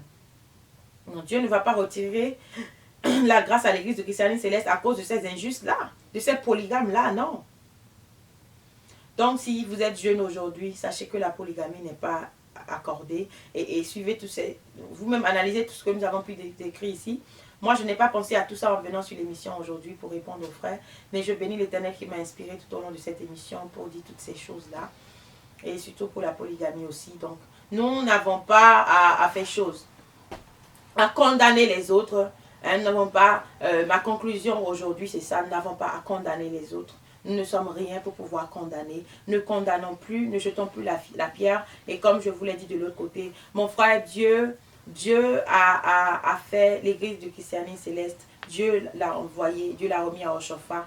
Et ça, la polygamie d'Oshopha était son erreur humaine que Dieu lui rappelle tout le temps pour lui montrer que, pour que Oshopha ne se dise pas, j'ai marché dans les voies de Dieu, j'ai été parfait, j'ai été parfait. Non, Oshopha se reprochera toujours cette chose-là. Comme tous les hommes de Dieu, Dieu nous donne toujours quelque chose que nous devons reprocher. Ah, je suis en train de parler en faisant ça. Oh. Les gens vont dire que c'est 7. Regardez, elle a fait la main comme ça. Moi, toujours quand je parle, je fais ça depuis mon enfance. Je n'ai jamais été dans 7. Je ne connais pas de 7. Et des gens dans les villages, là, ils parlent, ils font ça. Mais ils n'ont jamais connu de 7. Parce que c'est une main qu'on prend pour parler. Donc les gens là sont des gens abrutis partout. Les gens me font ça. Les gens disent, hey, vous, elle a fait la main là, elle a fait la main là.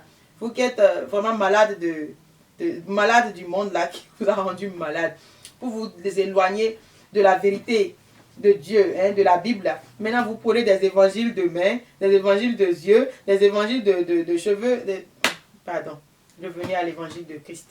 Donc, mon frère, je te bénis pour cette question. Je bénis tous ceux qui suivront cette émission et je vous remercie aussi tous. Tous ceux-là qui jugent l'église du christianisme céleste, que Dieu vous bénisse. Tous ceux-là qui jettent la pierre à l'église céleste, que Dieu vous bénisse. Que Dieu vous bénisse. Mais le sacrifice que Oshopha a fait, je ne vois pas aujourd'hui vos pasteurs le faire. Et demandez-leur d'être à l'exemple d'Oshopha, ça aurait été mieux pour eux. Mais de ne pas prendre la polygamie d'Oshopha. Je veux dire à tous les polygames de l'église du christianisme céleste, prenez aujourd'hui la puissance d'Oshopha. Prenez l'amour d'Oshopha. Dieu a rendu témoignage de cet homme-là et m'a dit que Oshopha ne lui a jamais désobéi. Donc, prenez aujourd'hui cette obéissance que Oshopha avait envers son Dieu. Prenez l'amour que Oshopha avait envers ses fidèles. Il aimait l'église de christianisme céleste. Il aimait les hommes, ses fidèles. Il aimait tout ce qui était autour de lui. Il les respectait. Oshopha donnait. Oshopha était vraiment bon. Donc, prenez plutôt ces exemples-là. Mais ne prenez pas la polygamie. Ne prenez pas le mauvais côté d'un homme. Mais prenez le bon côté d'un homme. Vous comprenez? Et je veux vous souligner aussi à vous, les devanciers aujourd'hui, que Oshopha avait beaucoup de femmes, beaucoup d'enfants. Mais ces enfants n'étaient pas misérables. Aujourd'hui, de vos enfants, il y en a qui sont misérables. Il y en a qui sont vraiment tristes. Il y en a qui sont vraiment malheureux. Il y en a qui n'ont pas à manger. Il y en a qui souffrent. Mais Paul nous a dit dans la parole que si nous allons prendre... que si nous voulons être un diacre, un chargé là, devant les autres là, nous devons être à l'exemple, nous devons être un exemple pour eux. C'est-à-dire être mari d'une femme et avoir aussi bien éduquer nos enfants pour qu'ils soient un exemple dans la société. Mais vos enfants aujourd'hui sont des enfants qui sont dans la rue, sont des enfants qui se prostituent, j'en ai connu, c'est pourquoi j'en parle. Vos enfants aujourd'hui sortent de vos maisons parce qu'il y a la sorcellerie dans la maison. Les enfants célestes de pasteurs sortent de leur maison parce qu'il y a la sorcellerie dans la maison. Ils vont se jeter sur le cou d'un homme parce qu'ils n'ont pas le choix. Vos enfants aujourd'hui sont dans la galère et vous êtes pasteur. Vous voulez prier pour les autres et vos enfants ne sont pas bénis. Vos enfants sont malheureux. Vos enfants cherchent ça et là. Ils n'ont pas où dormir. Vos enfants aujourd'hui, il y en a qui sont en train de fumer de la cigarette, des enfants de pasteurs. Donc, il y en a beaucoup qui boivent de l'alcool aujourd'hui, enfants de pasteurs. Donc, vous n'êtes pas capable d'être devant nous aujourd'hui. Si quelqu'un veut être devant nous, nous allons voir ses enfants. Si ses enfants sont bien éduqués, c'est que cet homme est capable de nous garder spirituellement. Mais si vos enfants ne sont pas bien gardés, vous n'êtes pas capable d'être un pasteur. Enlevez l'habit de pasteur et allez éduquer vos enfants. Et si vous êtes capable d'éduquer vos enfants, vous serez capable de nous éduquer aussi. C'est ce que la parole nous dit. Donc, méditez aussi avant de porter l'habit de devancier. Être devancier, là, c'est vraiment être devant en esprit, être devant dans les comportements, être devant dans beaucoup de choses, dans toutes les choses, afin que le peuple puisse suivre votre exemple. Donc, aujourd'hui, on nous jette la pierre. Je veux donner un message à l'église du Christianisme Céleste aujourd'hui. Si les autres églises nous traitent aujourd'hui de ci et de ça, c'est à cause de vous. C'est à cause de votre irresponsabilité. C'est à cause de votre amour de l'argent. C'est à cause aujourd'hui de votre mauvais cœur, de votre sorcellerie aujourd'hui que l'église est tombée. Quand vous allez sur les réseaux aujourd'hui, l'église est sorcière, je suis sortie de l'église, tel pasteur m'a délivré, je suis sortie d'une secte, l'église est une secte. Quand Chofa était là, elle n'était pas ainsi. Je veux donner le message aussi à ceux qui disent ça. Quand l'église était née, elle n'était pas née comme ça. L'église est devenue pourrie à cause de Thessaloniciens qui a dit que ça va arriver. Et aussi, vos pasteurs aussi sont pareils. C'est pareil dans vos églises aussi. Mais c'est parce que vous avez la poudre, vous voulez enlever la paille des autres que vous jugez ainsi. Que nos devanciers comprennent qu'ils ont une grande mission. Se battre pour l'église du Christianisme Céleste. Que nos devanciers comprennent qu'ils doivent changer aujourd'hui la langue de tous ces gens-là qui calomnient l'église par leur repentance et par les bonnes œuvres qu'ils vont poser dans l'église du Christianisme Céleste. Les gens n'auront plus à dire. Parce que Paul a dit de fermer la bouche à tous ceux-là. Mais ce n'est pas en leur disant fermez votre bouche qu'ils vont fermer. Ce n'est pas vos actes que vous allez leur fermer la bouche. Soyez un exemple pour l'église du Christianisme Céleste. Soyez un exemple. Et puis transformez l'église et qu'elle redevienne l'église de Dieu. Si vous ne le faites pas, la parole de Dieu est là. Elle vous a déjà parlé. Si vous ne le faites pas, l'Éternel Dieu, vous le rencontrerez sur son chemin. Vous le rencontrerez sur vos chemins. Et l'Éternel vous frappera aussi avec sa colère. Alors que Dieu nous bénisse tous. Que Dieu bénisse tous ceux qui vont suivre cette émission. Elle est vraiment longue. Nous allons la séparer. Un peu. Et moi-même, je l'ai fait. J'ai béni Dieu de m'avoir tenu. Et j'étais vraiment... de m'avoir donné autant de force parce que ça me fatiguait là. Mais je devais vraiment m'efforcer de le faire. Donc, je l'ai fait. Et puis, c'est la fin maintenant. Et je dis, ouf, ouf, ouf, ouf. J'ai fini. Gloire à Dieu. Béni soit l'Éternel Dieu des armées. Soyez bénis vous aussi abondamment. Que le Saint-Esprit vous éclaire. Que le Saint-Esprit vous dirige. Et que le Dieu de Chofa vous bénisse tous. Au nom de Jésus-Christ. Amen.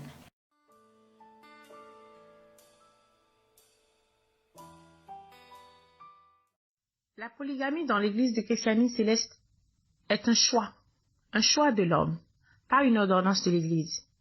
Donc nous ne pouvons pas condamner l'église à cause d'un choix des hommes, n'est-ce pas?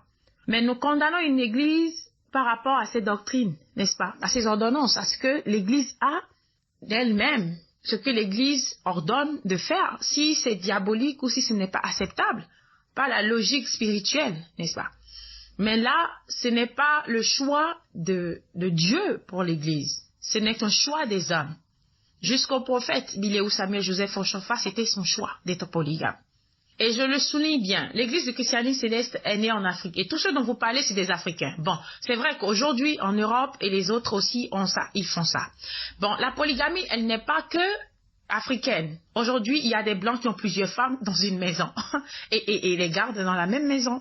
Il y a toujours eu des infidèles. Et devant Dieu, je vous ai dit dans cette émission que la polygamie, ce n'est pas quand vous avez 2 femmes chez vous, dans votre maison, ou 3, 4 femmes dans votre maison, mais c'est quand vous avez même une seule femme reconnue, mariée avec elle légalement, et que vous avez d'autres maîtresses, vous êtes toujours polygame.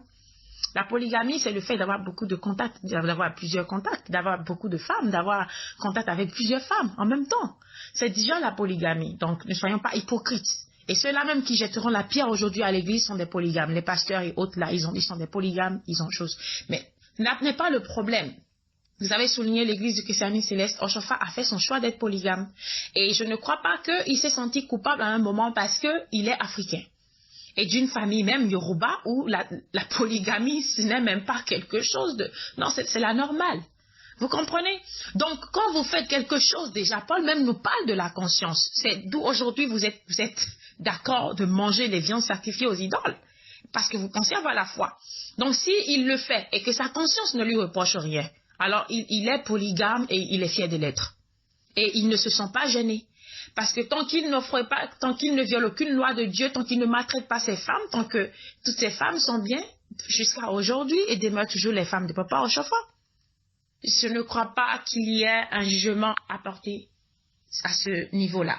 Bon, maintenant nous sommes au 21e siècle. Si un homme pense qu'au 21e siècle, il peut encore être polygame comme nos ancêtres l'ont été, moi, mon grand-père a eu plusieurs femmes, il a épousé même des blanches, ma grand-mère était une blanche, mais elle est restée dans un foyer polygame.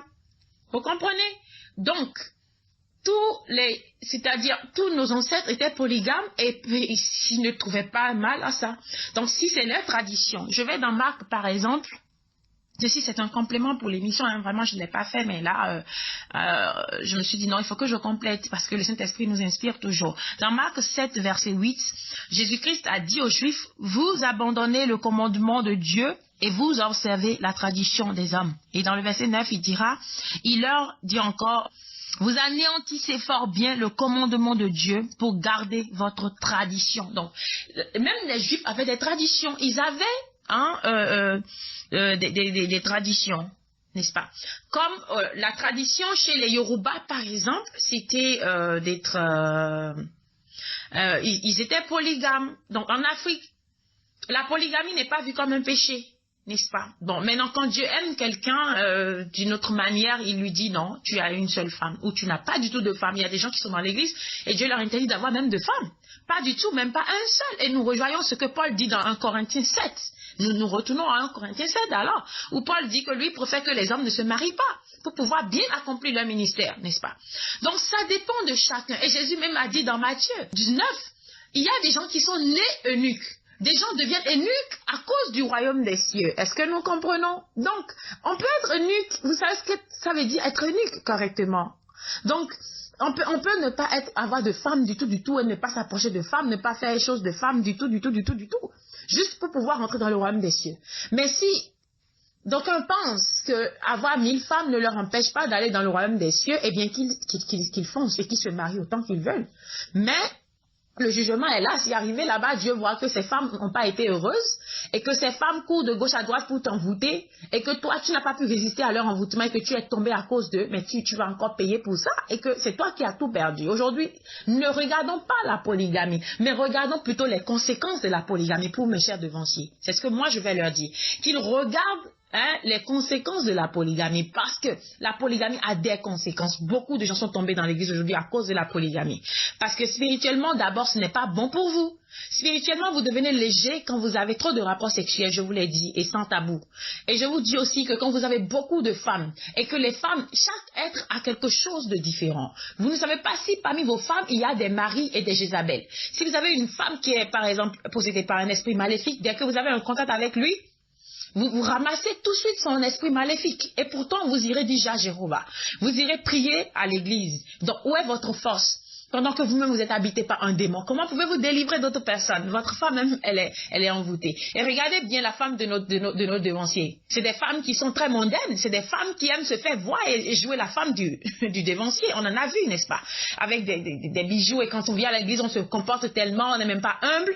Donc, vous avez des femmes comme ça. Soyez sûrs que non, d'office, vous n'avez pas une vie sainte dans le Seigneur, une vie saine.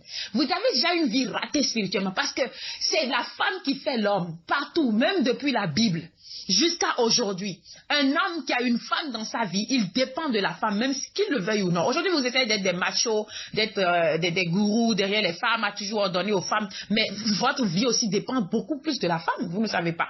Donc, une femme a la capacité de faire vivre un homme et de le tuer aussi. La femme a ce pouvoir-là dans le monde. Ne nous cachons pas le visage, ne nous voilons pas le visage, non. Regardons les choses. Aussi grand pasteur que tu peux être. Il y a la femme, si elle veut te dominer, elle te domine, il n'y a pas à faire. Dieu lui a donné tellement de choses et quand la femme veut rentrer vraiment dans les secrets de ce monde-là, elle va te rendre tout de suite zinzin.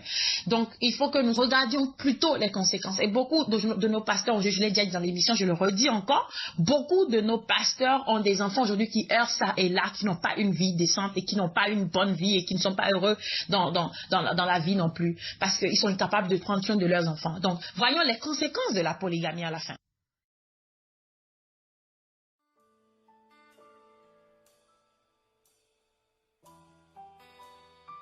C'est un de mots, retour à la source.